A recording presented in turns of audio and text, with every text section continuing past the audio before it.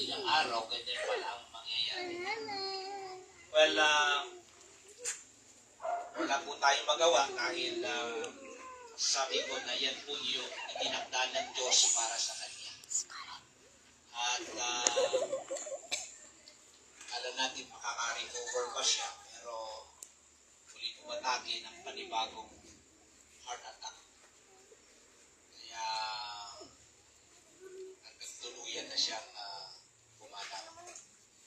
So, sa gabing ito, nandito po tayo para kiramay, higit sa lahat,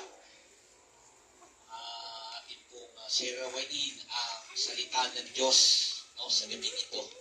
Kaya tumayo tayong lahat at tayo po ay tumulog sa Panginoon sa mga kanta ng panalangin. At hihingin po natin kay Pastor John to lead us in the word of prayer sa gabing ito. Mr. John.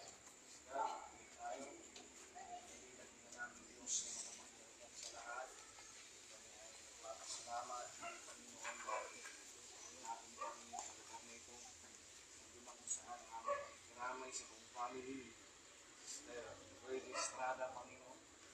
Dalangin namin, O Diyos, na alin ng buong family niya ay comfort mo, Panginoon. Alin mo sila ng presensya at patuloy silang bigyan ng kalakasan, Panginoon. At lalo na kagalakan na patuloy na maglingkod sa iyo, Panginoon. Alin at sila ay patuloy na magtiwala sa iyo, Panginoon.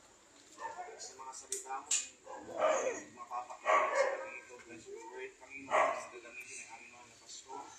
Pagiging siya maibigay sa aming kalagitnaan. At iilang ang aming puso isipan, Panginoon, sa mga salita mo.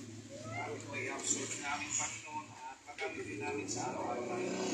Lalo-lalo na sa mga panahon na ito. Salamat sa mga Panginoon. Amen.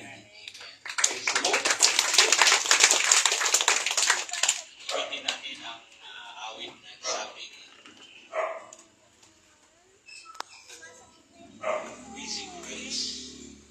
Tunay na dakila ang pag-ibig at pagmamahal at grasya ng ating Panginoon na patuloy na ibinibigay sa bawat isa po sa atin. So ating papurihan ang ating Diyos sa gabi nito.